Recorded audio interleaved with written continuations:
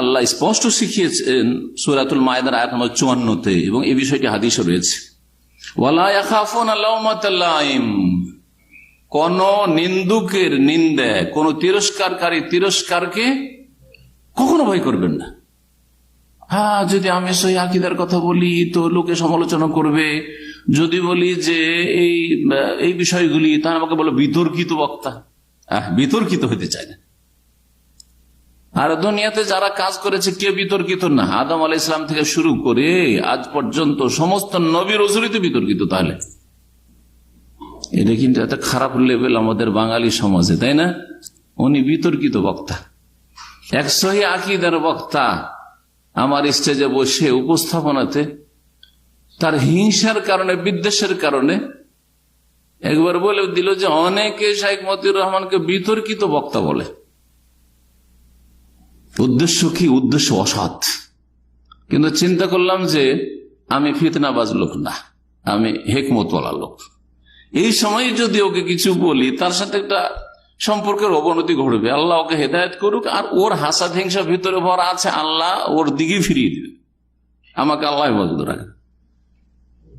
আমার কিছুই ক্ষতি করতে পারেনি, নিজেরই ক্ষতি করেছে, নিজেরই ক্ষতি করেছে। আল্লাহর কাছে আমলনামায় লেখা হয়েছে রাসূলুল্লাহ সাল্লাল্লাহু আলাইহি সাল্লাম নবুয়ত আসা পর্যন্ত বিতর্কিত ছিলেন। যখনই নবুয়ত আসলো তখনই তো বিতর্কিত।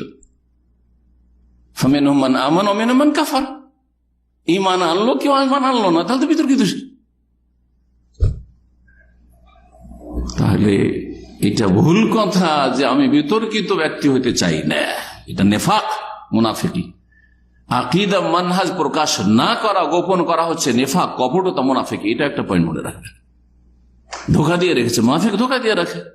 মুনাফিকদেরকে মুসলিমরা মনে করে যে মুসলিম, আর কাফেররা মনে করে যে আমাদেরই। ঠিক ওই রকমই বেদাতি বক্তা বা বেদাতি দায়ীদের অবস্থা ঠিক ওই রকম। সবাই নিজের নিজের দলে টানে।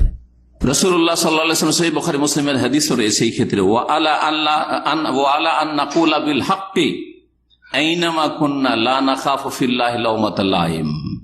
রাসূলুল্লাহ সাল্লাল্লাহু আলাইহি ওয়াসাল্লামের সাথে উবাদা বিন সামিত বলছেন, আমরা বাইআত করেছি, শপথ নিয়েছি, ওয়াদা করেছি বেশ কয়েকটি বিষয়, তার মধ্যে সময়ের স্বল্পতার জন্য এইটুকু বলছি যে আমরা হক কথা, সত্য কথা বলবো, আইনামা কন্যা, যেখানে যে অবস্থায় থাকি না কেন, অনুকূল অবস্থায়, প্রতিকূল অবস্থায়, লা নাখাফু ফিল্লাহি লাওমাতা লাইম, আর কোন তিরস্কারকারী তিরস্কারকে কখনো ভয় করব না। কে কি বলছে, কে গাল দিবে, কে বলবে যে রয়ের এজেন্ট, আর কে বলবে যে এ তো আমেরিকার দালাল, কে বলছে ইহুদিদের পয়সা খেয়েছে, কে বলবে যে আমিন বলে 300 টাকা করে পাই, আর কে বলবে যে আপনার সৌদি আরবের 5টা গোলাম। এইসব বড় করলে কাজ হবে না। লা নাখাফু ফিল্লাহি লাওমাতা লাইম, হক কথা বলছেন কিনা এটা দেখার বিষয়। কোন নিন্দুকের, কোন অসৎ লোকের যারা তিরস্কার করবে আপনাকে ভালো কথা, ভালো পথ ধরার জন্য, এসব ভয় করি না।